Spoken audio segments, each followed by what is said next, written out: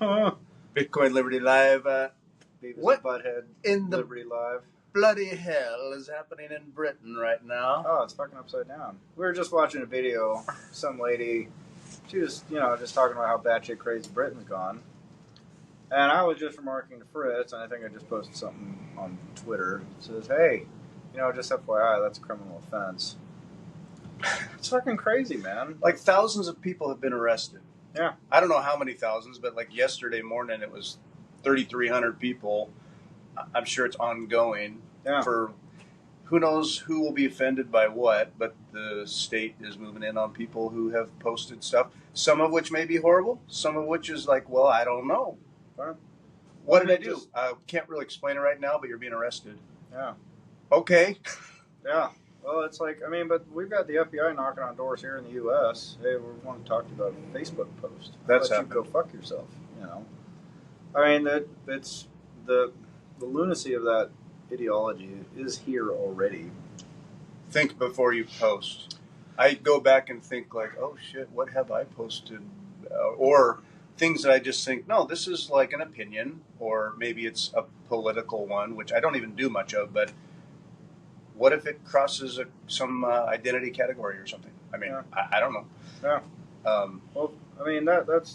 It doesn't matter. This is fucking United States. We have a right to express ourselves. We certainly have the right to criticize our government. And even if it's just fucking dumb, you're allowed to talk about it. Well, and you studied law in London. I didn't study law in London. I studied criminal justice policy in London. Criminal justice policy, but you went to the London School of Economics. Yeah. My academic advisor just posted a big long letter in the LSE newsletter. But he was part of they had riots back in 2011. I think it was the Brixton riots back in 2011. But that was more related to like policing tactics, right? And one of the points he brought up was like, well, the narrative certainly has shifted because it used to be two-tier policing. We're beating the shit out of brown people, knock it off, and that's what they were writing about.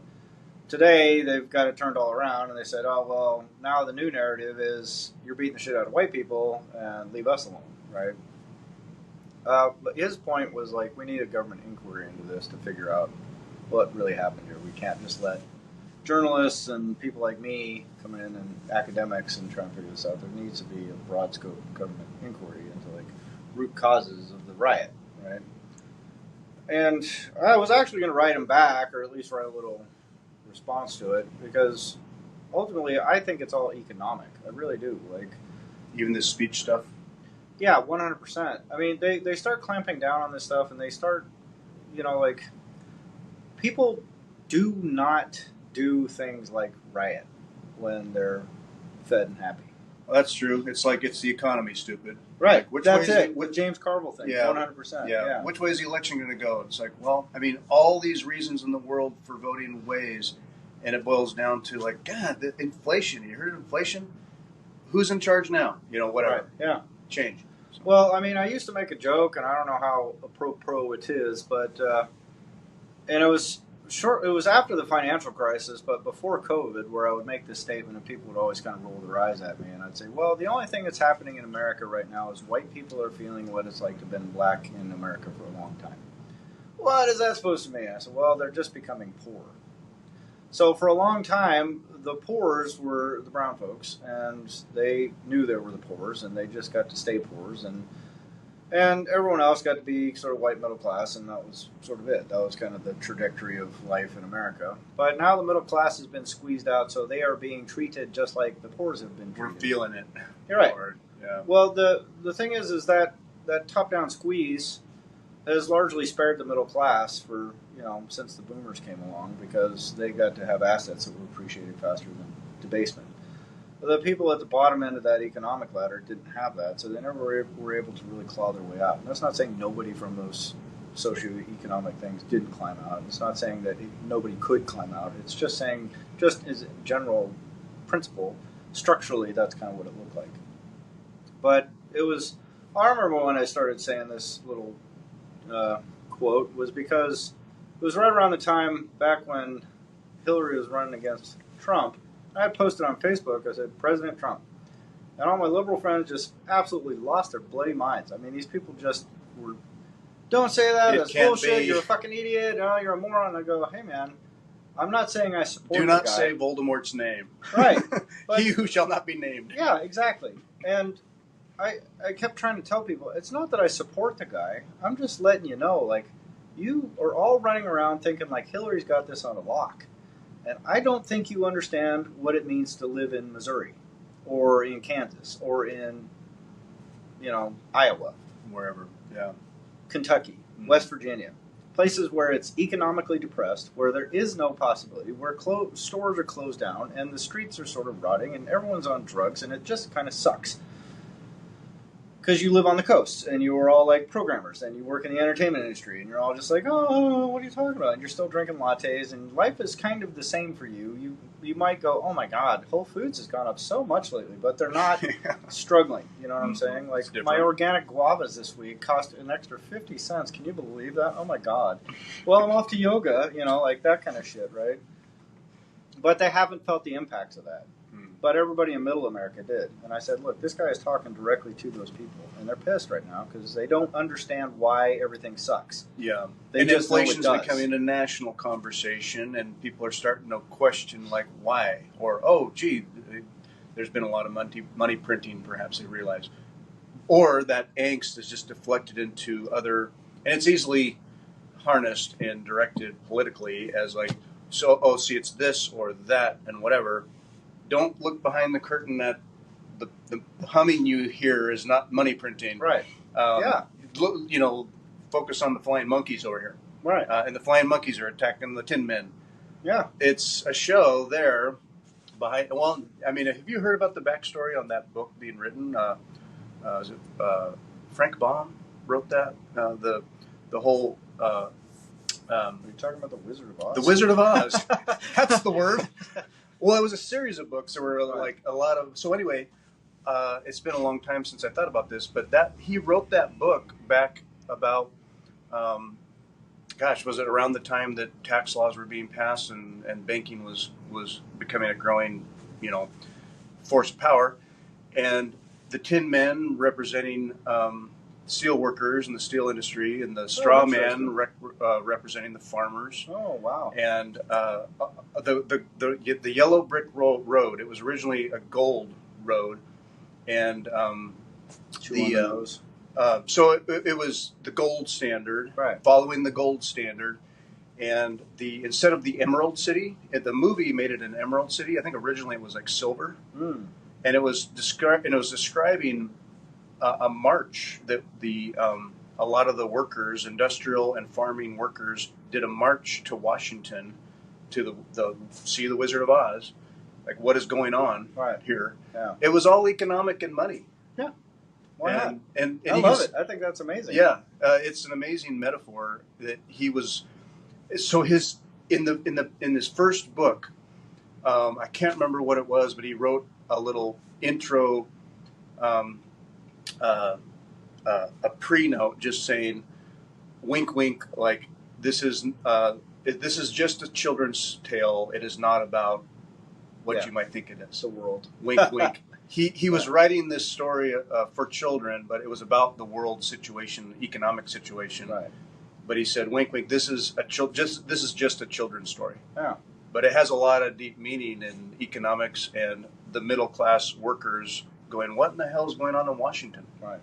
And it was money. Yeah. Oh, yeah. So, well, there's a great interview on Peter St. Onge's, because he's doing long form now, Have you seen his interviews? Not the long ones. But he's mostly been interviewing other guys he works with around the Heritage. Or no, it's not Heritage. I can't remember what outfit he works for.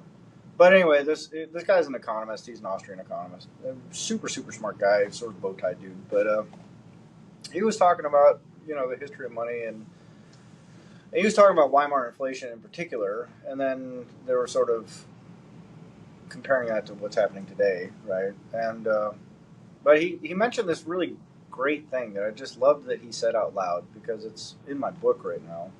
But he said, well, these guys, when they created the central banks, they were trying to follow the science. And I went, yeah, exactly. And the thing is, what most people don't understand or know about the creation of those central banks at that time is like in the late 1800s to the early 1900s. There was this huge wave of people because science was revolutionizing everything, right? And so we had gone from like the age of reason and the laws of nature and all that kind of stuff, like people reasoning through things and coming up with pretty good ideas, but they weren't rigorously scientifically tested. Things like Adam Smith's, conjecture and about economics, and I mean, those are all like if you read them, Blackstone's Law, all that kind of stuff. If you look at it, you go, man, this makes a lot of sense because it's very, very reasonable what they've come up with. But most of it's kind of nonsense, right? Like it doesn't have any sort of sound scientific basis to it. So the age of science, it started coming along with engineering, improvements in engineering, things like that. So everybody was talking, like everything was about science. But like eugenics, that whole field of eugenics came out of the laws of science, and we're improving on science. We're just stepping into the age of science and testing things.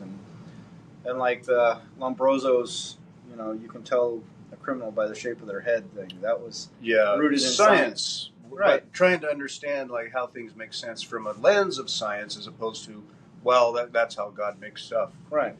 Well, that guy that wrote the Federal Reserve back in 1920, whatever, like right after the Fed was created, he wrote a big tome about it. He was like the first secretary of the Federal Reserve.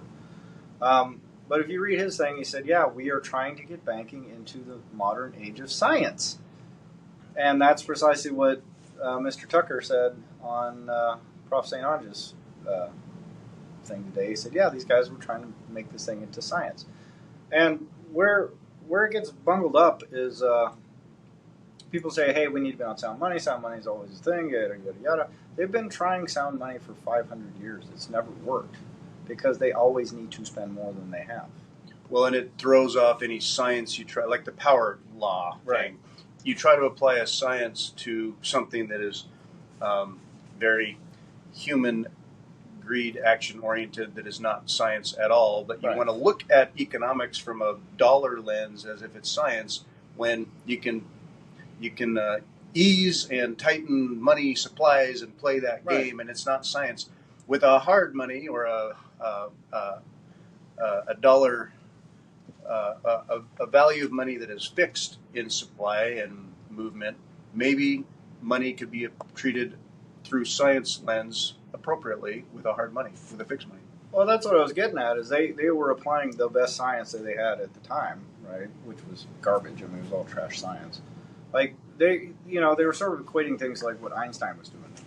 And they're going like, oh, wow, look at what progress we are. And so they're trying to apply some of the similar thinking processes.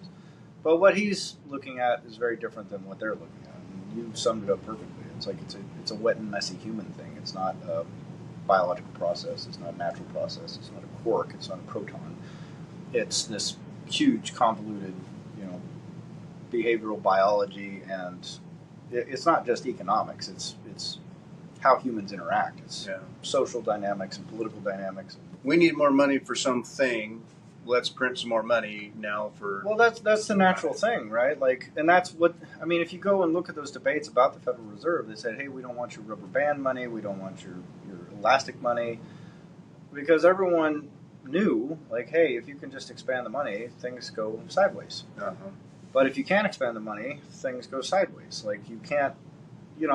like I said, I think last week, if there's a fucking tsunami and New York is underwater, you can't just sit there as a government and say, well, can't do anything about that. We're broke. Yeah, sorry, we're stuck with what Bitcoin we have.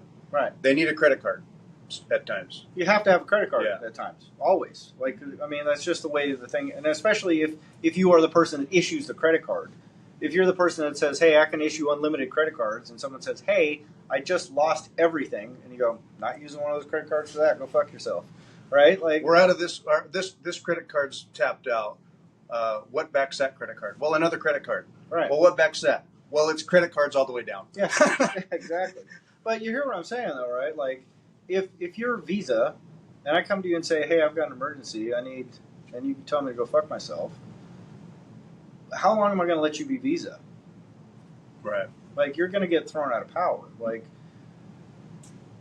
so the natural inclination is to go, okay, well, we need to expand the money supply just this once so we can get over the hump. But then the next thing comes along, and someone goes, because there's always a new emergency. It's like those. There's always one. Yeah. You know, you've probably met people who just can never get out of debt, right? Sure. And it's easy to look at them and go, oh, they're lazy, or they're too stupid, or whatever. And maybe some of them have like a legitimate, continual, just shit calamity after shit calamity after shit calamity, and they can never dig out of it. And you can also oftentimes see them doing stuff where you're like, well, you did just get like $600 worth of DoorDash last week, so maybe you stop the DoorDash, but, well, it was an emergency. You see what I'm saying? Like, you can talk yourself into all kinds of... I had to do it because of all these reasons. And it become a lifestyle, like, well, this is how we roll, without really thinking about it. Right. Yeah. So if you scale that up to the United States, and all of a sudden you start looking around and saying, well, on some level, you cannot functionally operate a global economy with a fixed money supply, like rigidly fixed, can never exceed, can never violate. Because if you try and chain it to that, then the first time something that happens where you need more money than is available, everything kind of gets fucked.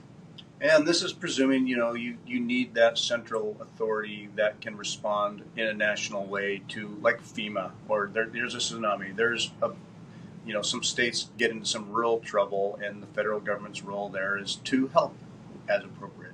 Well, it bypasses the presumption. It's just working from the reality. That's the world we live in right now. That's the world we've created that came from central banking, that came from the idea that, hey, well, sometimes elastic money is good, so sometimes maybe we should do that. But the second they unleash that beast, then is the second that they created the mess we have right now. Right. Which is just because the first one's an emergency, the second one, it's like, oh, well, we need to expand for World War II. It's probably, maybe it's a legitimate emergency. I don't know. Did the United States need to go over and help Europe? No. They could have just sat them right at home. There's a lot of people that said, don't go over there. That's not our problem. Don't go over for World War I. That's not our problem. That's Europe. We're America. There's a great big fucking ocean between us, and we got about 50 million guns laying around, so they can go fuck themselves. Let them burn. Well, in a lot of states, they're grappling with a problem they can't get a handle of, and it goes on, and it gets so bad, and then, trigger that money channel. We'll declare an emergency. There's a fly buzzing around. Yeah, here. There's some little. It likes us. It likes a little bastard. So anyway, I'm gonna kill the shit out of that bug.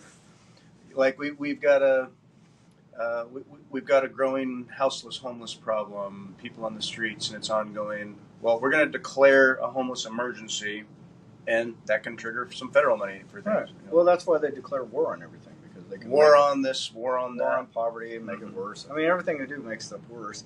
My point isn't that what they're doing is a good idea. My point is that it's very reasonable why they got there. Like, there's good reasons for the reason that we're in the fucking mess we're in, right? Mm-hmm. So I don't know if just go back to perfect sound money, rigid sound money standard is going to be the thing that's going to fix all this shit. I think it can help a lot, and I think there's always going to be somebody somewhere that's going to make a really compelling case. And all it takes is the next administration to come in and pull those levers. So to your point, that presumes a sovereign and all that kind of stuff. And I say, well, we've had sovereigns for the last 1,500, 2,000 years, so if not longer. I mean, if everyone can figure out how to get along without that and enforce property rights without that, and all these fundamental liberties that we talk about, and individual rights and rights to free speech and rights to property and all that kind of stuff, it's a fucking bug again, man. Those are all sovereign ideas. Those are all rooted in sovereignty, and those are all rooted in nations and nation states. And none of those things are fundamentally correct ideas, right? So people like to, I think, on the margins, pick and choose the stuff they like about a system, and then they just want to discard the stuff that doesn't work. And I say, well, it's part and parcel. It's like, well, I just want to take the wheels and the steering wheel off the car, and you guys can keep the rest because it costs too much to maintain. Well, you don't have a car anymore, dude. You just have a cart. That's a different thing. Yeah, you got there. Donkey cart. Does Britain have something? They don't have a First Amendment, but do they have something that protects speech? I mean, I don't understand what's going on in that way. Where, is there no rule about freedom of expression and assembly and stuff? I mean, it's sort of just been maybe a presumption, but Well, I think they're signed on to the Universal Declaration of Human Rights. I know they don't have what we have, which is like that codified set of this is the things that are inviolable to all of you. Right. And they can get away with a lot more. Like some of those things, people are trying to push that. Like that Governor Waltz guy is going for. He's like, yeah, I think free speech should be regulated, especially when it comes to misinformation. Like, well, who's deciding what's misinformation, asshole? Exactly. Like, how about you go fuck yourself? And misinformation was, like in our lifetime, just 2 or 3 years ago, was a bunch of renowned scientists signing onto a paper saying, hey, you can't dismiss the lab leak. Misinformation. Yeah. Some science is misinformation. Yeah. Our science is always right, but it changes all the time because we figured this out like last week and the week before. Right. So it's now science. Yeah. This is the science. 6 feet is science. Right. If you want to violate the 6-foot rule, you're spreading misinformation. That's just straight up censorship. So, I mean, but my point is the guy is trying to peddle that shit here in America. It has a functioning First Amendment and a court system that says, you're not really allowed to do that. But now just some court just ruled that, hey, you can compel speech for children in school. Yeah, and there's the concept that, rights naturally, entropy, whatever, rights go away over time unless they're explicitly tested and fought for, and that the lines are pushed. And that requires a tolerance of a lot of shit you don't like, or things that at just a purely face value, like that's bad. Right. But you allow for it or engage with it differently because you're allowing for everything that what that one thing does represents. Yeah. And then so where do you draw the line? Okay, shouting fire in a crowded theater kind of thing. Right. That's one thing.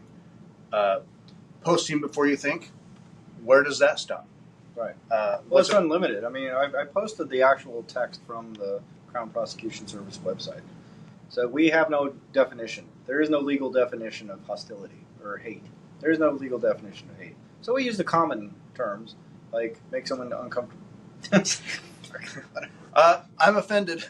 I feel like this podcast we're doing now, if I travel to Britain, could I be arrested? Oh, 100%. I mean, this podcast might arrest me if I travel to Britain. I just say, you know what, everybody? Britain's done right now. Do not go to Britain. Yeah. Sorry. It's overrun with racial divide.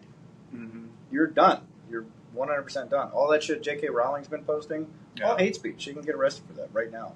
I think she's been threatening them. She says, go ahead, come and fucking arrest me. Right. I got the money to defend this shit.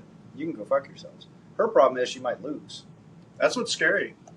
Someone like her, I mean, attempts to cancel her or being canceled in various ways for a while now because she had opinions about transgenderism stuff, transhumanism stuff. Agree or disagree, can she not speak her mind? I mean, no, okay, she's not allowed to. She's got a huge platform and she's one person. Is it hate speech because what? She's going to convince people of a certain opinion to disagree with, or I don't know. Yeah. Well, it is in the United Kingdom, and they're trying to make it that way here. I mean, it's creeping everywhere. It just creeps all the time, steadily. There's an endless descending creep. That's right. And so, like the Tea Party, like thank God we fought those statists. 2% tax on tea, and so we fought back. Right. Now it's like, well, is the current fight like a 2% chance that you get arrested for speaking your mind? Right. I mean, a 2% tax on tea nowadays would be like, oh, okay, whatever. Yeah. Well, but the thing is, that's the same. That's actually an interesting point because it traces back to the same thing I was talking about with Tim Newbern, my academic professor, and the riots. Because what everyone wants to do is they want to come to the narrative point. What caused this to happen? And right now, when they talk about the riots, some girl got stabbed. That's the cause of these riots, and it just ignores all the billions of other decisions that are going on around it. Just like the tax on tea. That was not. There was a lot of other stuff going on, and so much stuff going on, right? Yeah. And it was, and if you really start unpacking the history, and if you take someone who's an expert in colonial history, they're gonna say, "Well, yeah, that's cute. I know that people say that, but here's the reality." And they're gonna lay out this thing which anybody who isn't familiar with it would look at it and go, "Oh, geez, I never really realized all that other stuff was going on. I didn't realize all the political shit that was going on. I didn't understand the economic shit going on. I didn't understand the colonial infighting that was going on. I didn't understand any of this stuff. And the influence of the French and the natives and who they were partnering with and how the Spanish and the Portuguese were doing shit with gold and silver on the interior and all that. I didn't know any of that. Sure. I just thought it was the Tea Party. Everyone got pissed. They started shooting, and then the Civil War. The Boston Massacre. Yeah, the Boston Massacre occurred years before the Declaration of Independence, and it was it was one more notch of like, oh shit, that happened, but it was a simmering pressure cooker like sort of set of circumstances in a broad spectrum of things going on, and then there was.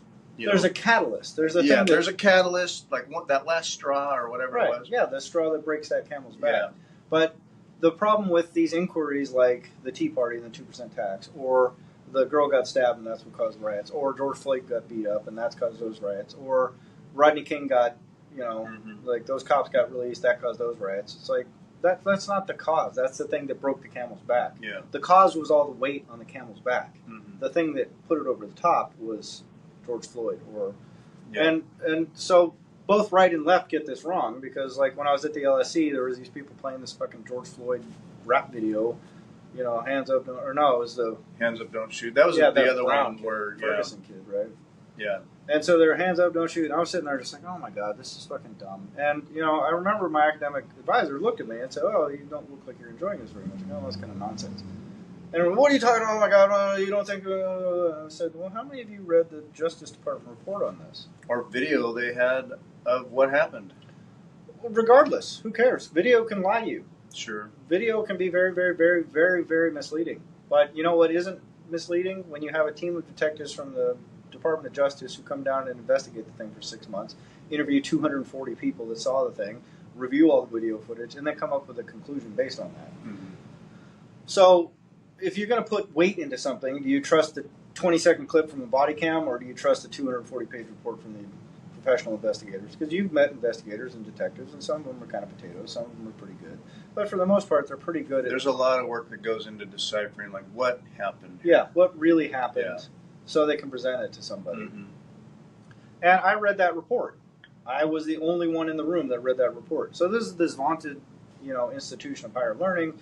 And up to that point, I had seen professors there that were very, very, very good and very agile at parsing that out and making sure that they weren't being politically aligned. They were trying to get to the bottom of things, which I very much respected about that institution.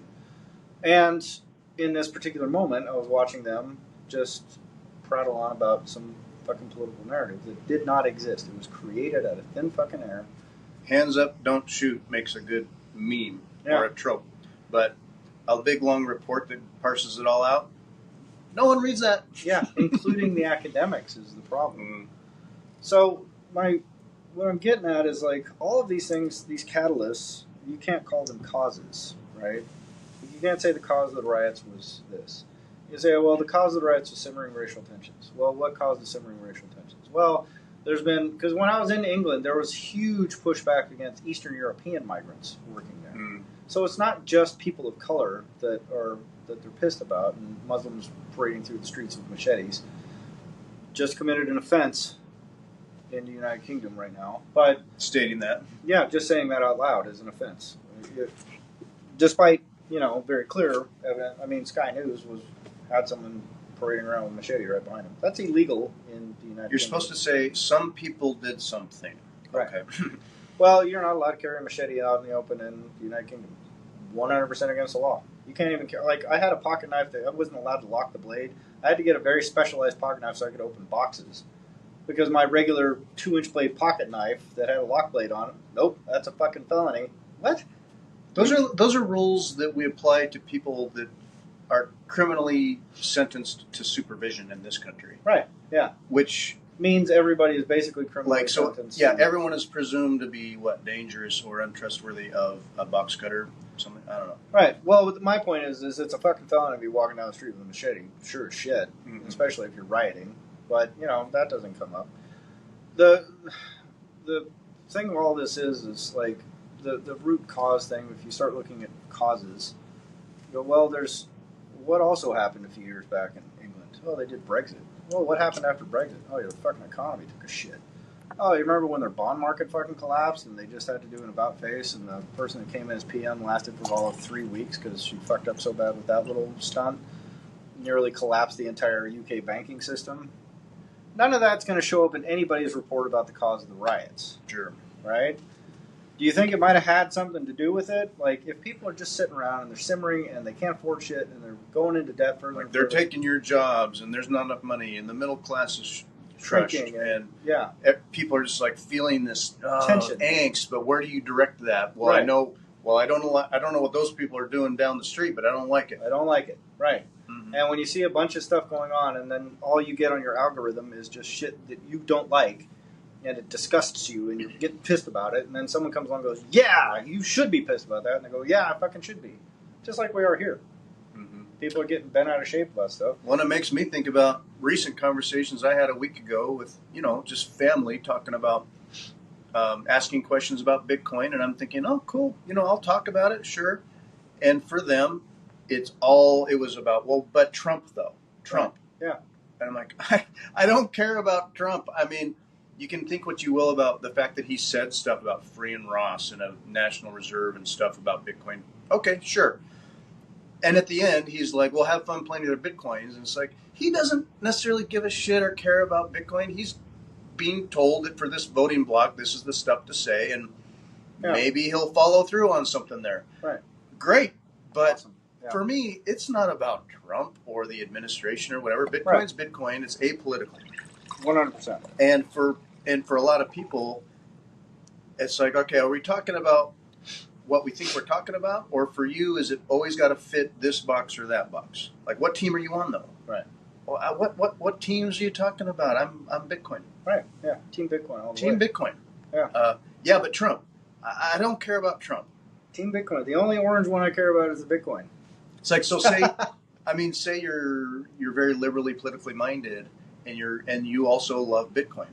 Mm-hmm. And then Trump supports Bitcoin. It's like, oh no, I don't support Bitcoin anymore. Should I not support Bitcoin? Yeah, it would be madness. No, right? You'd have to be a fucking lunatic. Yeah, to think that way. But people fall into these tribal infighting things just as a habit. It's like human nature. Well, I don't think it's a habit or nature. I think it's incentivized right now. It's fed.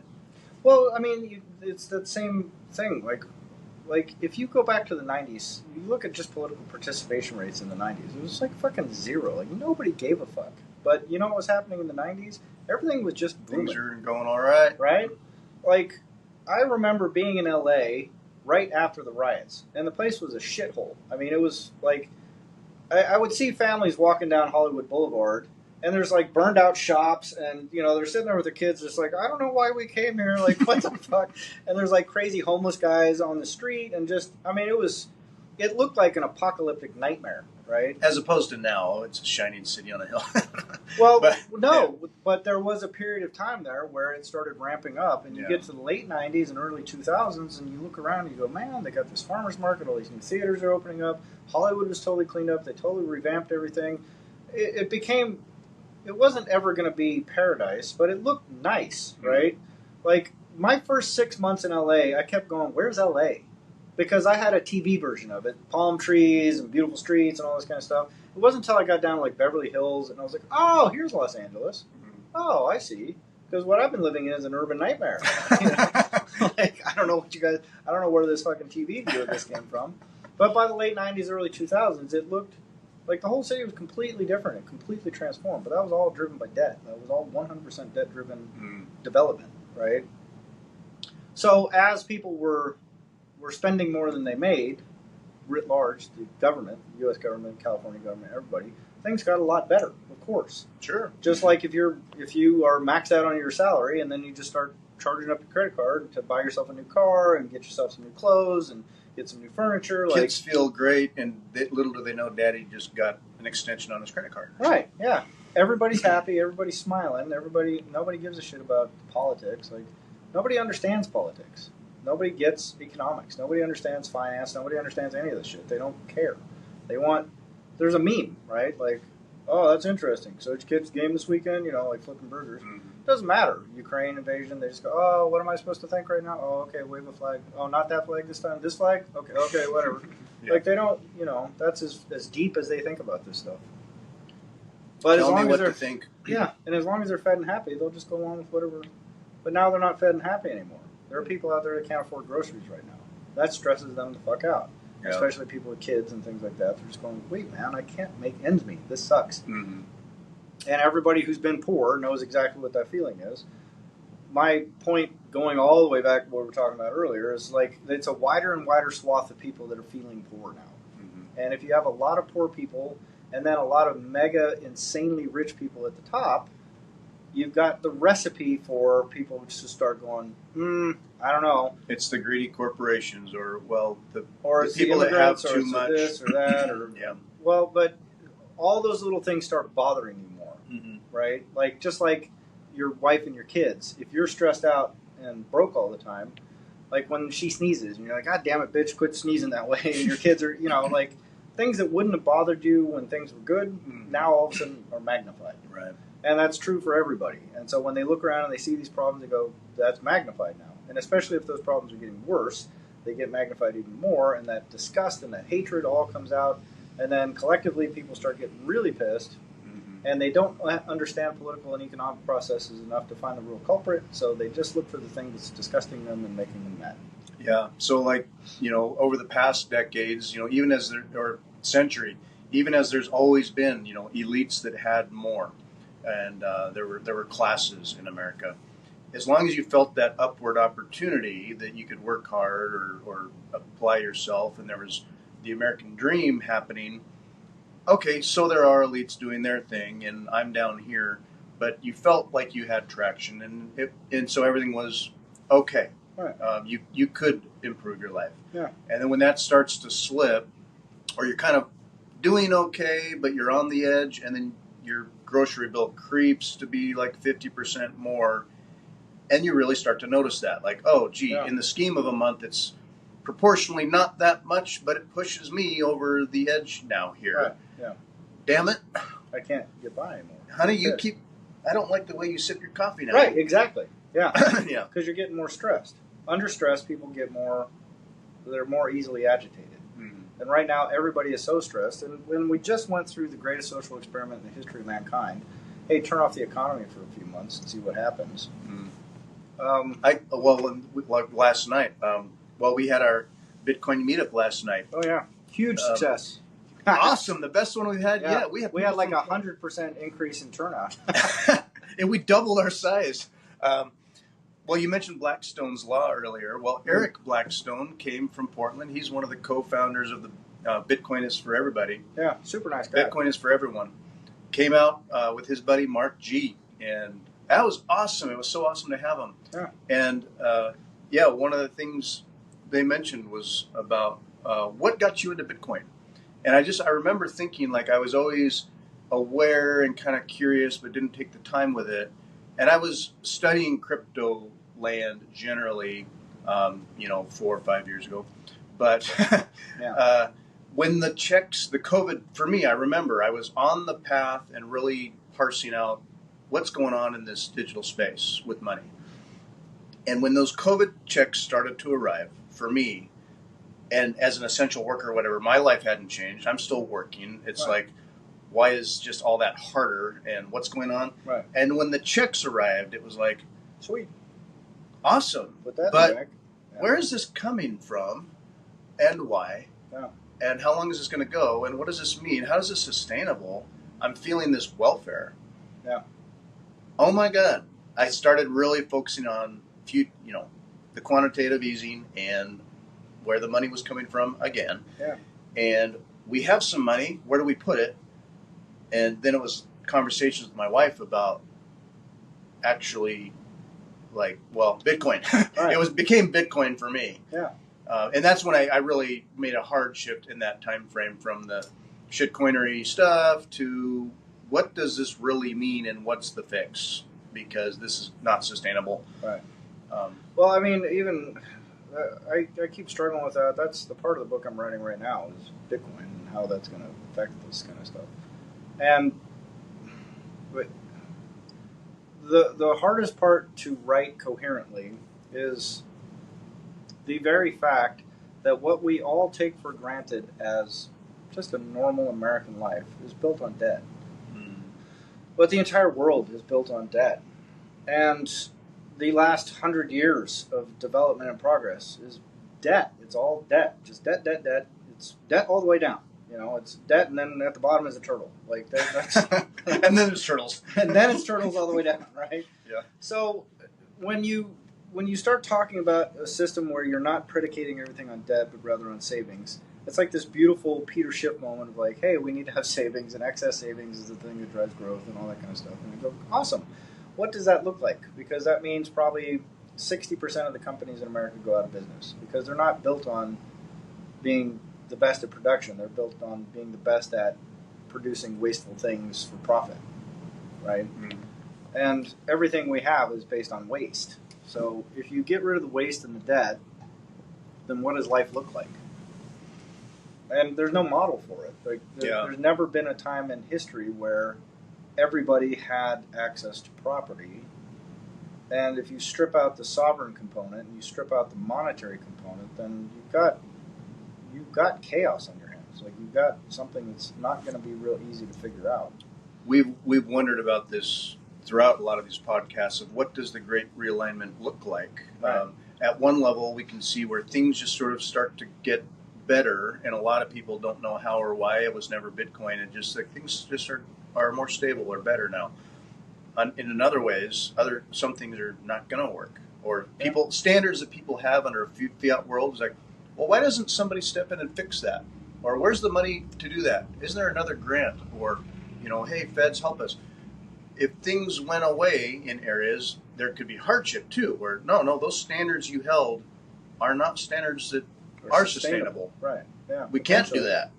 Or potentially we can. Like, I mean, that's like if you could figure out a way to manage the amount of waste that we produce and then distribute it better. Like if you could make it so people could be profitable without wasting as much, that solves probably 90% of our economic problems globally. Like, 50% of our food just goes in the trash can, and 50% of our products goes in the trash can. And by trash can, I mean our disposable products go to Africa, which is the world's dumping ground right now, because China won't even take it anymore. Just fuck off. I don't want your shit anymore. Go fuck yourself. And the food just gets straight up wasted. And then there's cheaper and cheaper foods. Yeah. So I mean, if I can write something coherent in the book, then I'll share it with you next time I write it. And is this the last? Yeah, that's the last part. Last part of your book is done after this, and there's a good chunk of it. I was going to repurpose a bunch of articles, but they're not very good now that I'm looking at them anew with fresh eyes. I'm like, it's not that great. But there are a couple that I want, like the institutionalization of Bitcoin. I'll probably expand that out a lot, and the global ledger article, which is a big long, it's like a 10,000 word article. I'm going to expand that out a lot and touch on those kind of things. But I'm actually really pleased with what I've written so far. It's been great. Everything I've read so far, your chapters as you've gone, releasing them live as you finish parts of them. Yeah. I mean, it's great writing. I'm looking forward. Thanks. It'll be so nice for you when you can. It's always hard to ever feel like done. Like, okay, right. I'm done now. Like, there's always more that you kind of thinking about. But when you're done with the book and just say, I wrote a book, The Great Realignment, that's going to feel so good. Oh, yeah. Yeah. I think it's going to be great, man. I'm like, I don't hold too much out for, like, monetary rewards from it. But like Travis was saying last night, like, we're all shilling Bitcoin. And everything that moves that path forward, I think, is a worthwhile endeavor. And so, if you look at the Bitcoin community and everything that all these people are doing, all the content they're creating and everything, doesn't matter if it's good or bad. I don't even think there is a good or bad. I think there's just like, are we getting that idea out there? Are we getting more people on board? And that's all that matters. Yeah. Are you engaged and participating and taking agency in your life? Whatever that is to you, but carpe diem. Yeah. We were, for years, I want to say, but for a long time, we were just meeting about every other week or maybe weekly because... Yeah, we were drinking whiskey, eating steak, and bullshit about Bitcoin. We were just getting together talking about Bitcoin stuff anyway. Yeah. And just because week by week I'd do my fiat job and churn away and be thinking about Bitcoin and talk about Bitcoin, and just nobody that I knew really wanted to give it that much time or thought, right. or kind of like, oh, that's okay, and now moving on. And I was like, well, I have no one to talk to except, say, Daniel, right. And occasionally Travis when I'd see him. Yeah. And we were getting together talking anyway. And after a period of time, it's like, why don't we just record this? Yeah. Yeah. That's what we did. So, and for me, it was like, not much has to change necessarily, although grappling with the concept around it all was different. But ultimately, it's like, let's just keep doing what we're doing, yeah. but make something of it too. Right, yeah. Why not? Or, or you're writing a lot of stuff, make that a book. Yeah. Like say, hey, to say what you're doing, you wouldn't have done anyway. Like you'd be doing it, say, anyway. But when you say, well, no, I'm going to write a book, right, it becomes a whole nother level of a tangible thing. Yeah, commitment to participating. Proof of work. Proof of work. Well, Jeff Booth is an inspiration for that kind of stuff. Like you, I think, are inspired by him as well. Yeah. That, like, hey man, like why are you giving energy to the fiat system? Like every day I go to work and I'm giving energy to a really fucking dumb system. I was sort of feel that bitching about it last night, right? And it's like when I complain about this stuff, it's sort of like complaining in the dark, because the reality is that's the system we have. Like you can't. I can sit there and go, this whole system is fucking stupid, and people will very rightfully look and go, well, what are you going to do with it? Because right. that's what's paying your bills right now. Yeah. Like so what? This is adulting. Yeah. In our modern age. That's what adulting. Yeah. Adulted. And if I had no like escape hatch or vision on a solution, like if I didn't have Bitcoin, I'd probably be a really unhappy, less mentally healthy person. I'd just be a straight up alcoholic right now. I'd probably be an alcoholic or sucked into politics and an angry this or that. Yeah. Well, and that's basically what I was, right? I mean, yeah, I've been there.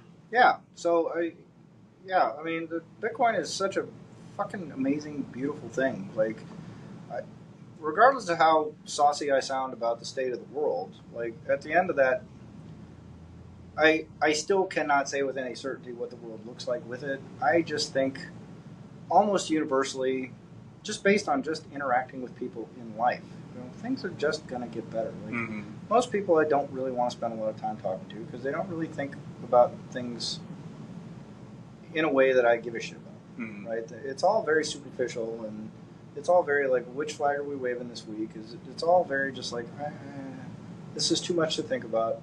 All I've done my whole life is think about that stuff, right? So I'm deeply enmeshed in trivial information that no one gives a fuck about. So, yeah. Which, fair enough. I mean, that's the life. It's not. I wouldn't even say I chose it. That's just who I am. That's just how I am. That's just how I operate. And well, fair enough. That's where I'm going. That's where I'm going. If it can help somebody, cool. If not, well, then I'll just be that cranky old curmudgeon who's just, God damn it, the fucking Federal Reserve, and people say, what's this guy talking about? Okay, Grandpa. Whatever, Grandpa. Just shut the fuck up. I know the Fed is doing blah. The criminal justice system is broken. I get it. And then when they're your age, they'll be like, "Hey, Grandpa was right," but they're as miserable as ever too. Right. And there's no out. That's like, well, our human condition is to open our eyes and then see it, and then what? Get angry. Right. Okay. Well, that's why Bitcoin is so great, man. Because it's like, and especially when I finally committed to the movement, right? It was when my life just got better. Like my diet got better. I quit drinking. I quit, being like, I could wake up and go, oh, yeah, things are, I know it looks like shit right now, but I still very much maintain probably the next 5-10 years, as long as we can avoid World War III, I think things are going to look pretty good, and I think people are going to be surprised at the rapidity of change. But to the Bitcoiners that are very set on, we need to smash the Fed and this and that, I go, hey man, just pump the brakes a little bit, just let's see if we can kind of right the ship in the meantime and see where it goes. Because if 100 years from now we figure out a way to navigate this world where this sort of competitive resource capture market economy gets reduced down to something that makes sense, and the marginal cost of production comes down to close to zero, and there's a widespread abundance, and we're living in Star Trek land where everyone's kind of happy and fit and healthy, and And no one wants for food, and no one wants for, and we're all just living these creative lives and trying to figure out ways to make the world better, ways to find our place in that world and all that kind of stuff. So great, that's awesome, because a 100-year plan is pretty good for that. Trying to do that in 10 years is just, there's going to be a lot of dead people and a lot of fucking suffering and pain and misery, and it's too much disruption. Mm-hmm. So step one, like, let's get us back to like what the path felt like in the 90s. Kind of like, hey, we're all on an upward trend, except we're not going in debt to do it. It's not a fiat. Yeah. It's not fiat debt land making it. It's productivity and savings, and you can still have that sort of rubber band money, but it becomes less and less relevant over time. Mm-hmm. It becomes less and less necessary over time. And people are just more aware of how that doesn't work, or it has to be temporary. Right, exactly. I mean, and if we can get to that, where people recognize, oh, okay, we can understand right now why we need to potentially maybe make prices higher for everybody. But if you have an asset that's going to grow with it, then it kind of doesn't matter, because none of those prices have to get passed on to anybody else. Yeah. So everyone gets diluted a little bit. It's a little bit painful, and then we can get back to just, flat issuance on currency. Right, just keep it flat, or keep it at 0.5% or whatever it is, to just make sure that the wheels of commerce keep flowing. Mm-hmm. And if you can just slowly taper that off until people just are trading better, are interacting on a voluntary basis, we're less focused on nationalism and national identities and borders, and we get more and more aligned with, if for lack of a better word, a truer human nature, a cooperative kind of existence, then all this stuff gets really beautiful. And human beings are a very beautiful species at that point. Yeah, I think the potential is there. I always struggle to reconcile, what's soft landing with what we have now with debt and issuance. Is there a soft landing to be had? What is that transition? I don't know how that occurs. Like, good things, a better tide can occur, but ultimately having to face the music with the debt. I don't know how that really works. I know there's the Bitcoin bill that Loomis and others have talked about, and how, well, no, all that can go away with enough Bitcoin holdings, and there's ways that can work, and I get it, but that'd be like if we have no more debt ever now, and then by 2035 or 2040, the Bitcoin compensates for all that. Okay, I just feel like in the meantime, the balloon inflates as well. Well, I mean, that, for me, like, having the Bitcoin stockpile in the U.S. balance sheet is less. I mean, it would be kind of neat, but it's not. I don't think that's going to solve anything. I think, like Matt Cratter posted something. He said it just exacerbates the problems we have, or it can. He was saying that you do something like that, and it may just put right out there how it could, for example, it could cause the dollar to fail if there's a flight toward Bitcoin. Yeah, well, I mean, Lynn Alden sort of speaks on that too, and she says, look, for anybody that thinks the dollar is just going to go away is kind of deluding themselves, and I agree with her 100%, because there's just way too many economic actors that are way too invested in keeping that system alive, and not keeping it because of selfish interest, but keeping it alive because that's what we're using. Same, like, that's adulting, right?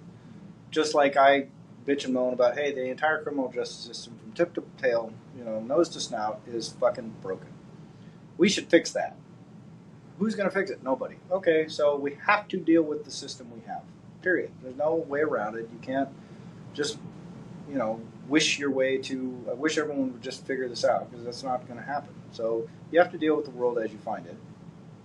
And the world as we find it right now is a dollar-denominated world. And despite the fact that all these people are doing everything they can to break that somehow, catastrophically, by like seizing bank accounts and doing this stupid shit and OFAC compliance and blah, blah, blah, that's still the system we have. And that's still, just like they're not going to just stop sending criminals to prison tomorrow. They're not going to suddenly fix sentencing laws. They're not going to suddenly fix what is and is not criminality overnight. They're not going to fix any of that shit tomorrow. But or likewise, they're not going to fix, hey, they're printing too much money, and they're issuing too much debt, and they're holding toxic assets that aren't marked to market, and they're doing this, and they're not going to fix that tomorrow. Mm-hmm. If you tried to fix it tomorrow, the whole thing fucking blows up. Like Portland just tried to fix, jail stuff, Measure 11, or not Measure 11, Measure 110. 110, mm-hmm. Right? And look what happened. Just catastrophic fucking fuck up. Because they didn't have any systems in place to fix that. And even if they had those systems in place, we don't have the political climate to support it. So if you try and do the same thing at scale, it would be just like trying to shut down like the lockdowns. You're going to end up with the same result, just catastrophe. Mm-hmm. So, and with, and maybe it's a soft landing of sorts can be that, okay, sort of like organizations, the Wisconsin Pension Fund, it's like, okay, they went in on Bitcoin in a big way. How much? 1.5%. Right.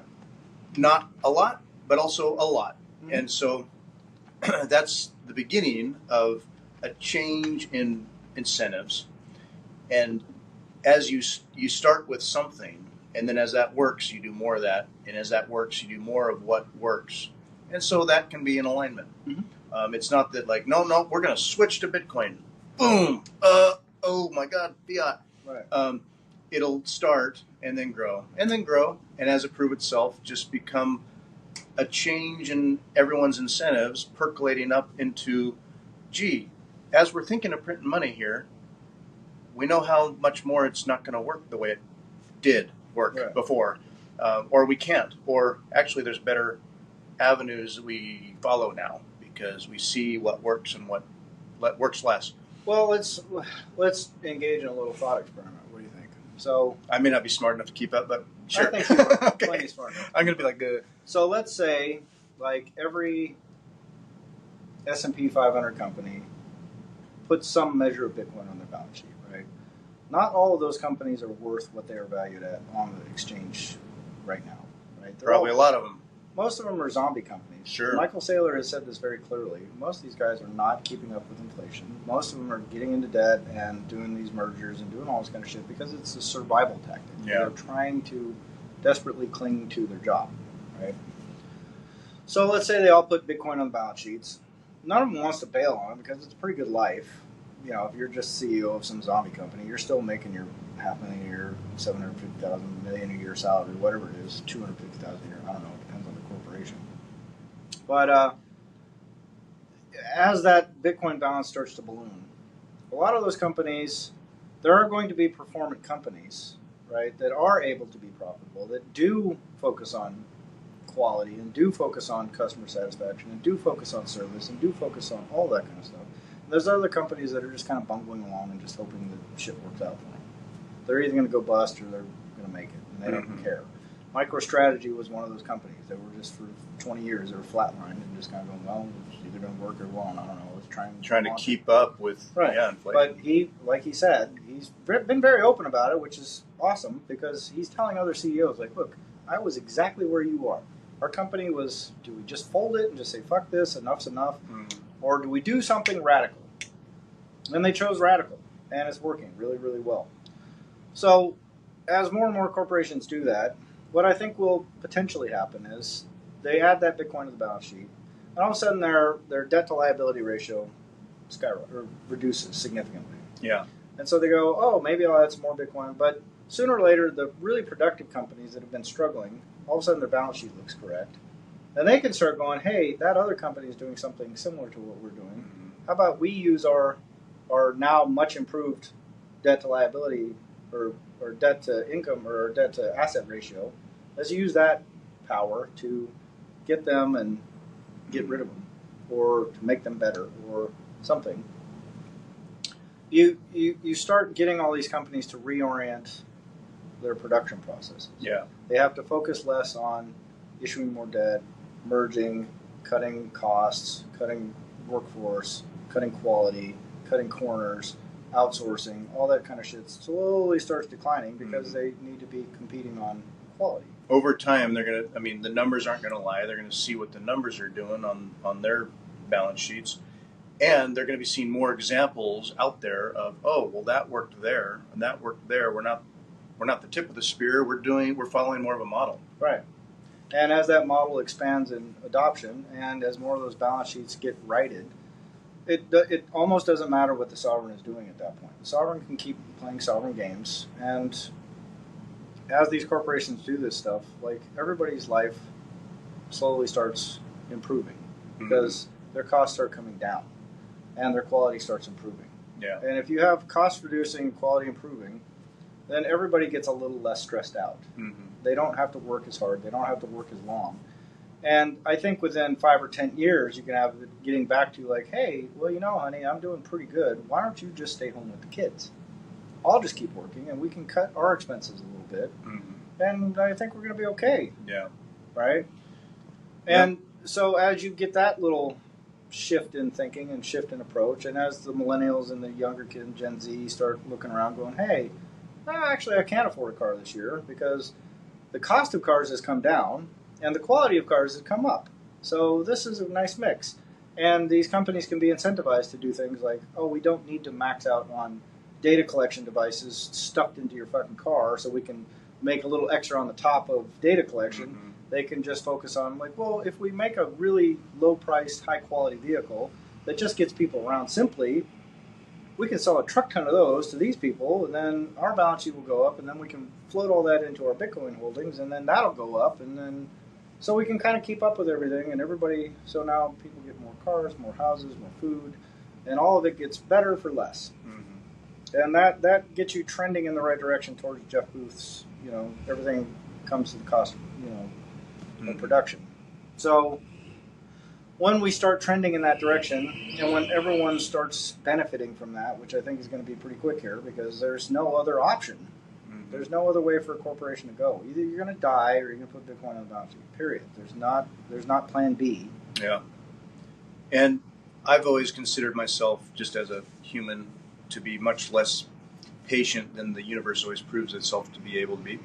And so I can visualize these things, and then I feel like it's not happening fast enough, or like when is this going to really go? But then honestly, like we were talking about last night, a year ago or two, probably a year ago, but certainly 2 years ago, if you can imagine that things like inflation and Bitcoin itself as being like a national conversation in politics, or you have presidential candidates talking about this, can't ignore it. A couple of years ago, it'd be like, okay, yeah, sure, they're going to be talking about Bitcoin a lot. Right. And now it's like it's happening. It's kind of weird for a lot of people. Weird. Yeah. But it's there. Yeah. And in some senses, it's really starting to happen quickly. ETFs, not even a year ago. Right. Judge them as you will. I'm like, great, okay, Bitcoin ETFs. Was needing to happen. Yeah. Was bound to happen. Like them or not, that's the mechanism. Right. For some people. It's like, oh no, well, there's an ETF you can get, and the broker can go, oh, well, then maybe I can get my mind around that. In just say 9 months, there's been a bunch of change happening as the price just crab walks and figures itself out. But I mean, well, heck, how can you complain that a year ago today, we can complain about, geez, can it get to 70,000 again? Is it, it got to, 59 something a week ago or so? Right. It feels like, geez, crab walking. It's tripled since a year ago. Yeah. It's tripled. Right. As it's crab walked. So it's very relative in some ways. Well, that's exactly it. Is like, I think that impatience that you're feeling is because you've understood this stuff for years. All the changes happened in the last 9 months. Yeah. So for the person who just got in 9 months ago, it's a massive acceleration of Bitcoin adoption. Mm-hmm. Like the person who just came along, stumbled into the room and went, hey, Bitcoin's good. I want to get some Bitcoin. Wow, look at all the amazing things that are happening with Bitcoin right now. For them, but if you've been sitting on it for 10 years, you go, man, I've been waiting a fucking decade for this. No. When is this ever When is this going to really... When is it going to happen? God damn it. When revolution? Yeah. Meanwhile, it's like quite literally not seeing the forest for the trees. Yeah. You're just like, the forest is right there. And you're just like, this fucking... The tree is the price. Short-term price right now. It's when printer, Jerome. That's the only question. Yeah. Interest rates and printing. what other tool do they have right now? They don't. They have none. And the second that they have to turn that thing back on, because they're going to turn it on, they have to. They can't ignore. They can't. Yeah. The structural imbalances, the structural strain right now is so catastrophically high. And the second it starts unwinding, they're going to panic. They're going to shit their little Federal Reserve pants, and they're going to drop those rates to zero, and they're going to zerp their way right through whatever the next crisis is. So we'll probably see another little like foomp, and then oh shit, let's get that, you know. But when that printer comes on, the amount of structural support they're going to have to provide is going to be astronomical. Mm-hmm. So the people, and ideally by the time that happens, the Bitcoin holdings on those balance sheets of all those corporations is sufficient enough that when they look a year after when printer Jerome goes into, they crank it up to 11, some bean counter somewhere is going to look at their balance sheet and go, holy shit, I thought we only had 1% on Bitcoin. Yeah, well, it's now 30% of our balance sheet. What the fuck are you to 30%? How? Because when printer Jerome, oh, so we're actually good. Yeah. Ooh, maybe we should get some more of that. Mm-hmm. Can't ignore the numbers. Yeah, and when that 1.5% or 2% allocation turns into 10 or 20 or 30%, and then all of a sudden their business becomes way less about like, how are we going to work on our profit models? They can just tell their shareholders like, hey, our balance sheet looks great. What are you going to do next year? Well, we're going to roll this debt, and we're going to invest in a little this, and we're going to expand our workforce a little bit, and we're going to really focus on quality because these 10 other companies also have Bitcoin on their balance sheet. They all shot up, and now they're competing on quality. We're losing customer share to them, not because they're better at cutting costs and they're beating us on price. They're getting better at us. They charge more than we do, and they're making better shit. So we need to charge more and make better shit to keep up with them. And then you get that natural, legitimate competition for capturing your customers based on the quality of your product, not how inexpensively you can make it and how shiny you can make it look and how long you can keep it alive before it breaks. That's just a little bit longer than these guys, right? Yeah, and all the incentives and the alignment has changed. Everything like overnight. In a fundamental way. Yeah. Not just kind of like, well, this quarter, next quarter, but just kind of fundamentally like, oh, generally, like, we're good for a while. Right. My balance sheet is solid. And like I told my mom, because she was asking about Bitcoin, and I said, well, you know, and I think I've said this before, like, she bought a house, a rental house, for like $280,000 or $300,000 or something like that, in like 2015, 2016, somewhere around there. I said, Mom, what's your house worth now, and how much have you collected in rent? And she's made something, you know, $500,000 or something like that off nominal, you know, monetary premium and rents collected, minus expenses, probably, you know, maybe $300,000 or something. I don't know. $400,000, whatever. The house has gone up a bunch. It's like $600,000 now or something, right? Sure. So it's probably north of $500,000. That if you had just taken that same exact sum of money, and just put it in Bitcoin on that day, it would be worth $30,000 and did nothing. Just sat on it with zero risk. I mean, there's risk of like loss, like you could lose your keys or you could whatever. That would be worth like $38 million today. So, which was the better investment? But like Eric Stack said a long time ago, and I believe this very much, like sooner or later, if you're a residential real estate guy and you're one of the real estate bros and you're like, I want to get an Airbnb because I think I can flip property. The rent-seeking thing. Or it's familiar and safe. Right. As you deal with renters and property taxes or floods and fires and all the things. Or people just come to steal your house. Or sure. Any number of fucking stupid things. Termites and fucking storm damage and trees falling down and fire and blah, blah, blah, blah, blah. If you start looking at it and go, hey, well, this other asset has a 55% per year CAGR, or I can just stay in my house and hope it doesn't burn down. How about we just get rid of the house because that's not fucking working for me. So I'll just put my money in Bitcoin instead. Then all of a sudden, you know, if you increase housing inventory by 50%, like what happens to the cost of housing? All the monetary premium disappears. So if you get rid of the monetary premium on real estate, even if they're still inflating the currency, even if they're still inflating their way through the next problem, but houses are dropping in price predictably, safely, because more and more people are rolling out of real estate into Bitcoin because they're watching Bitcoin go from like 70,000 to 170,000. And shit, I probably should have bought that at 70,000. And they're brokers on the phone going, I told you to buy it at 120. When are you going to fucking sell that goddamn house? You go, yeah, sell the house. Well, I was talking to Eric and Mark last night about when you've been in Bitcoin for a little while, it's easy to you feel like you were late. Everyone's always late. Like, oh, coulda, woulda, shoulda, knowing what you know about Bitcoin. And you're late and you're still early. And it's a weird juxtaposition to feel. And Eric said he's talked to people that got into Bitcoin in like 2013, and they felt late. Oh yeah, back then, because it's like, oh, yeah, it'll never be $1,000 again, Dude, I had the exact same thing because I had Bitcoin in 2011, and I deleted it. Right. So accidentally though, or no, on purpose. I went, this is a fucking scam. Fuck these fucking people. I just got fucking rugged for $50. Fucking asshole. Delete. I mean, so the thing was I remember there may be a landfill somewhere where that computer's dumped. You could go digging for it. They won't let me. But the point is like, I can't remember. I legitimately cannot remember if it was like 10 Bitcoin that I had, or like 15 Bitcoin, or if it was like 150 Bitcoin. No. I honestly can't remember. You didn't care. It didn't matter. Like, I remember reading about it. I was a little libertarian fucking wackadoodle gold bug guy. And I had some money because my dad had just passed away. And I was looking for somewhere else to put it because I bought a bunch of gold and silver, but I had some left. And I was like, oh, maybe I'll try this Bitcoin thing. And I was reading about it, learning about it. But I distinctly remember, like, after I deleted that wallet, I said, fuck this shit. And then I remember reading an article about Ethereum coming on. And I was like, oh, maybe I'll look into Ethereum because that's brand new. Because I looked at the Bitcoin price and was like, oh my God, it's like $600. Way too late to buy that now. No bother there. Peak of the bubble. And then it got to 2,000. I said, well, now it's really too late to buy it because there's no way it's going to sustain that because I'm in Peter Schiff mode. It's fucking tulips. Why would I buy a $2,000 tulip when I had them for $1 or $2 or whatever it was I bought them for, or $10? I can't remember. So, and then it's like 2018. I'm like, $20,000? Well, fuck, now it's really too late to buy fucking Bitcoin.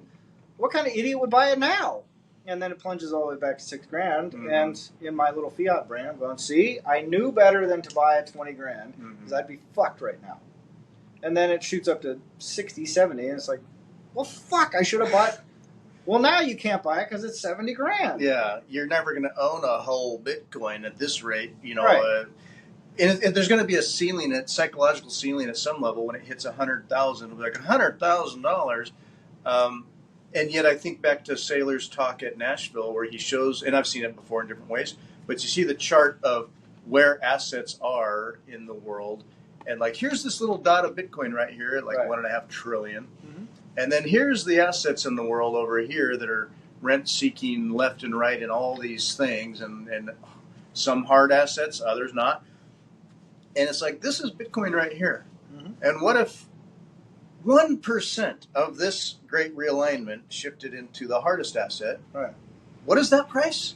No. What's the bear view on that, he said? I mean, it's in the millions of dollars. Millions, 35 million maybe is a bear. Right.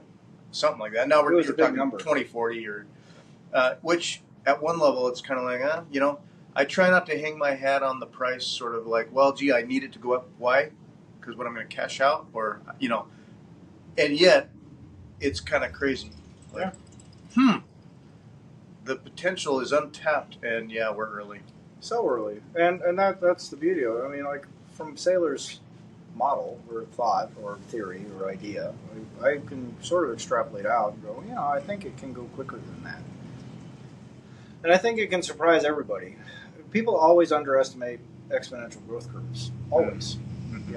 And it's like the fold of paper thing. Like, can you fold a piece of paper 21 times or whatever? Yeah, no, I can do that. Yeah, no Heck, problem. in my head I can just imagine folding it 10 times. Yeah. And then you get to like 12, but there's no paper left. Yeah, there's nothing to do. And to fold it 21 times, it reaches the moon kind of thing, right? So, exponential growth curves. There was someone said, how long would it take a football stadium to fill up with water if you had 1 inch of water falling every hour, day, or minute, or whatever it was? So for the first, 75 minutes, the stadium would fill up 10%. And then the last, 10 minutes, it would flood. Because that's an exponential growth curve, right? You double the amount of water that falls every hour or something. How long is it going to take to fill it? Well, it's like, the grains are race on a chessboard. It's like dink, dink. Like, oh, no, this is not going to be much, is it? Yeah, but as it doubles, there's no rice in the world for 2D chess. Yeah, exactly. So, So in that, when it hits that, it just like I think everybody that is bound by physical reality is underestimating what that looks like. I really do. Mm-hmm. And I would like to say that I'm humble enough to go, I think you're all going to, like, it's going to be like the Dolby guy. Just, what the fuck just happened? Really? And when that happens, that shift will be titanic. Because why would you ever not? When you see that rolling like that, mm-hmm. and you're a corporate CEO, and you can put that shit on your balance sheet, like, are you just going to watch the train fucking leave the station, and you're just going to stand there with your dick in your hand going, well, I don't know, everybody else is doing it. I just stood here with my dick in my hand, and now my company's broke. Well, fuck. Oh, shit. But all those people that get left behind, guess what happens to them? The people that didn't get left behind, go buy them out. They're gonna pick up those fucking very valuable companies at fire sale prices because they put Bitcoin on their balance sheet, and then they're either gonna turn those companies around and make them productive, or they're gonna shit can them, which they probably should have done a long time ago. Yeah, and think about, you can't fold the paper. When we think about breaking all models, when I try to think about price in this model too, I was talking to Eric last night about, say, okay, we get to a nation state adoption type level, or a big shift that occurs, God candles say. What if we hit that point where, like, there's not enough available Bitcoin to sell at prices where there's always somebody that's going to sell. So what if nation states are just like, well, as much as we can, there's an arms race, and everyone's buying. And the price goes crazy. There'd be a great shift in holdings of somebody's willing to sell at any price. Right. Could it hit a point where so much buying action is occurring? Just imagine, this is insane, but that nation states are racing to get their slice as big as they can. There's no end to it. And are there sellers? 100%, always. I mean, that's the beauty of it, is like, as these things start growing exponentially, it becomes less and less relevant how much of it you have on your balance sheet.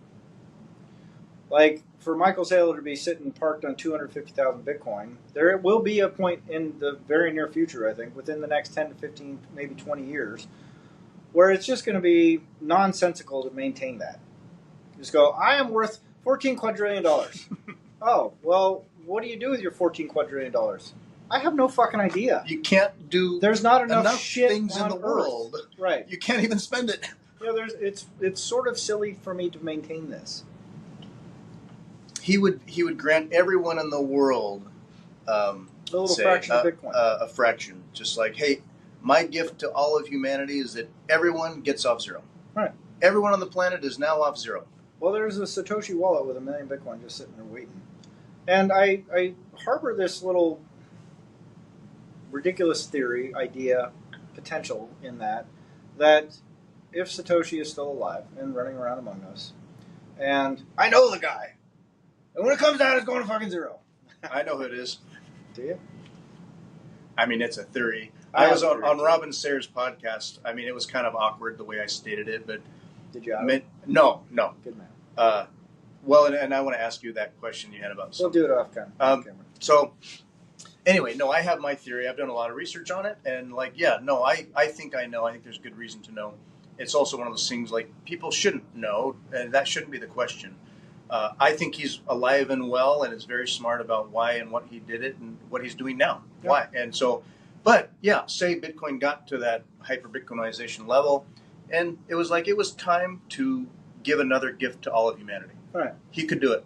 100%. That's what I was getting at, is like perhaps Satoshi just sort of shows up out of the blue, posts a little cryptic message through PGP and Tor and all that kind of stuff, and just says, hey, if you set up a wallet, send me that address, I'll send you 100 sats or whatever it is, or 1,000 sats or whatever you can divide up 8 billion people by however many sats he's sitting on. Mm-hmm.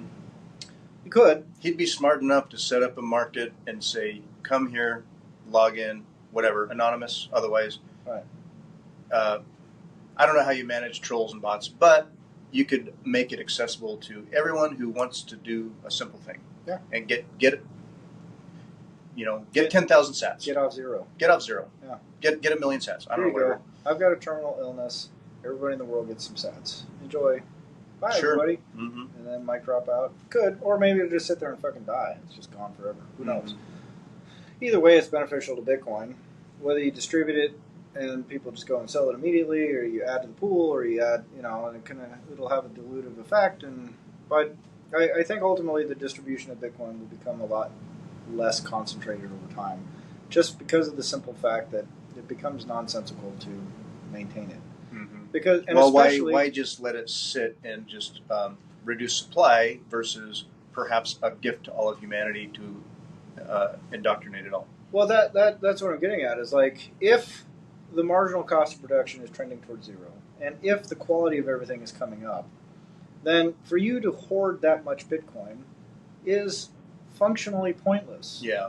Because there will come a time when there's just, I have so much, there's nothing I need. There's only so many companies you can have, so many grandkids and great-grandkids that are getting, Right. Yeah. And everything that they're going to have in the future from this point on, I know is going to be high quality, low cost. Mm-hmm. Like, they can just, do a doodle once a year and try and find some sucker to buy it, and they're going to be fine. Mm-hmm. So I don't have to fucking worry about them. I don't have to worry about my legacy. I don't have to worry about anything. And I'm just sitting on this hoard, this stash, that I don't need to roll debt anymore. Mm-hmm. Like, I have enough operating capital to run my company for the next 150 years. Yeah. What the fuck am I doing with this? In my mind, the next greatest gift that Satoshi and guys like Saylor could do was, they can still sit on plenty for all of time if they want. Keep 100,000 Bitcoin, sure. Right. All the rest of it, it could be another great gift to humanity to set up universal global traction in your life, and I could see that happening. I got trolled a little bit when I make the mere mention of that you can research and kind of understand a lot about Satoshi, and it was sort of like, oh yeah, it's like, yeah, but you won't say. It's like, no, that it would be unhelpful, and also he deserves a life. Yeah, he does. I mean, people want to fixate on kind of the Christ character versus the spirit and the gift. Yeah. So, but anyway, when you were on Sayer's podcast, and he had a question for the next guest, right. And I can't remember what it was, but it was basically like you had a choice to make. Do you remember what that was? Yeah, well, it was like if you had a neighbor that you needed to get along with or something like that, or how would you get two people to get along, basically? Mm-hmm. Like, what would you do to help? And I just said humanize them and communicate openly. So. Well, remember, my question for the next guest was, if you discovered for a fact Satoshi Nakamoto's name, mm-hmm. and he offered you 10,000 Bitcoin to keep it quiet, would you take the money? And I think Rob was like, oh yeah, I'd take that money. But the next guest came on, and they were great. I actually follow the guys. They do a little podcast kind of similar to what we do. I mean, they had like 130 followers or something. Like Rob, us. Yeah, exactly. Well, I think they probably have more than us. But and I loved those guys because when I saw their show, and they said, no, I wouldn't take it. I wouldn't take it. Nope. I would keep that guy's secret no matter what. That's exactly keep the secret and not take the money. Right. Despite all overwhelming ideas about, like, God, I would love to have that 10,000 Bitcoin. The thought experiment, the sort of moral test that I put into that question was, like, at what point, because then you're compromised on some level, right? Yeah. And if you take that money, then you're also in a blackmail position over the other person, right? And so there's always going to be that sense of distrust, mistrust. Maybe this isn't going to, maybe this person won't keep it. What happens with this? You can always threaten them. There's leverage that you've applied to that person now by taking that money. So if you do the noble thing, which I think is the noble thing, is you go, I will take your secret to the grave, and I do not want your money for it. Yeah. Not out of respect of my own need to have more stuff, but out of my respect to the movement, to the revolution, to the... Mm-hmm. it's not just doing the right thing, it's also the incentives behind that. Right. I want to take all incentives away from me ever needing, wanting to, or desiring. Because we can all end up in a place where we are making bad decisions. Every single human being alive can get compromised to a certain point, whether by stress and anxiety, biology, neurotransmitters fucking up, brain matter just declining, whatever. You can end up in a place where you can give up information. And if you've got the 10 grand, 10,000 Bitcoin, there's more credibility to what you say. Mm-hmm. If you're just some fucking crank that's a fractional Bitcoin holder, I know, but he told me who it is. You can be crazy bad, and no one's going to pay any fucking attention to you, right? Mm-hmm. But if you're a guy sitting on 10,000 Bitcoin and go, I got this from the Satoshi wallet, mm-hmm. then when you drop it, you've ruined a very noble thing, right? It compromises the. It'd be like sacrilegious, kind of like let Satoshi's wallet be what it is. I think it's common, and I went through this, at least as a maxi. I think for a lot of maxis, you go through a stage where you learn about Bitcoin, its origin story, all that stuff, and then ultimately it's like, who is Satoshi Nakamoto? Yeah. It's fiat thinking in a way, but it's also natural. Like, I'm curious, I want to learn more. Right. It's kind of amazing, yeah.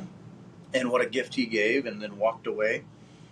And you want to know, like, I want to figure that out. And so I worked on it. And then when you come to the conclusion, there's that moment where, like, I want to brag, or I want to share, or I want to talk about it, or whatever. But then with the right incentives and being a proper Bitcoiner, it was like, nope. This is the wrong, the answer doesn't matter. It's the wrong question. What's most important for Bitcoin is the spirit and what Satoshi would have wanted. Right. He walked away for a reason. Right. Don't disparage that. Don't compromise him. Yeah. He deserves all that he has, and if he wants nothing to do with Bitcoin or changed his mind, so be it. Whatever. If he wants to get involved again, so be it. Right. But let him go. Yeah. He gave us a gift and walked away. Let him go. If you love it, set it free. Right. So that's where I'm at with it is, okay, yeah, I think I know, or whatever. It doesn't matter. And then, but to even mention it, to say it, something it becomes a point of focus of like, oh, what, you think you're smart, or what, you can't say, or, it's like elitist. No, the conclusion is you let it go. Right. He deserves that. 100%. Yeah. So, I mean, it's just don't let sleeping dogs lie, man. Yeah. Anyway, well, that's pretty good, right? Yeah. Nice little capstone concept that is nice to end on. But yeah, we'll talk offline. Yeah. I think I've shared stuff with you. Oh yeah, you shared your article. So. When I've been writing scripts for the other little videos I do on the side that roll out weekly, and so I've got, right now I'm on kind of a track with early founders of colonies in the Americas, and who those people were, what brought them there, the hardships they went through, how they drifted or were successful or not. Right. But then they contributed to what America is now. And so I'm paralleling colonial pioneers and founders of colonies, various types of folks, but interesting different incentives. Yeah. And then those juxtaposed with early creators of technology that all contributed to what Bitcoin is. Yeah. And the lead up to what Bitcoin is now, and it was decades of really smart, genius people chipping away at parts of the solution here and collecting it here and building this, cryptography and, PGP and decentralized stuff. Wei Dai's B Money, Adam Back's Hashcash, Nick Szabo's BitGold, and these different, and the cypherpunks, Eric Hughes and May. They were, when I study those guys, and what genius guys all looking in various wide and narrow ways on fixes to what they saw as, with technology, losing our freedoms and privacy. Like in a digital age, my God, the NSA is coming out with a clipper chip, right? And like they could just do this, or shit, okay, we have our cryptography, but what if they force the issue here and there? What are we doing? The Cypherpunks Manifesto and all that stuff. They were so early and amazing pioneers. And as humans, they could tackle so much at a time and try to come up with solutions to this area and that area. And then others cobbled that together and made this. And then more and more. And then Bitcoin was that next encompassing fix to the money. Right.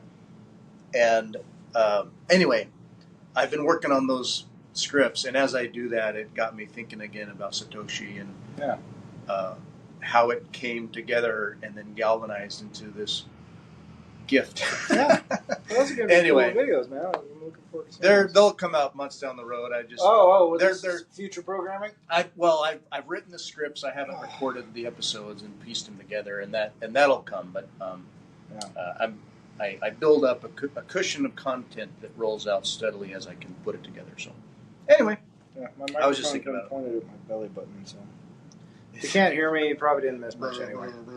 Yeah. All right, man. Cool. Well, good show. Good show. We'll see you again next week, folks. See you later, Thanks. suckers. Bye.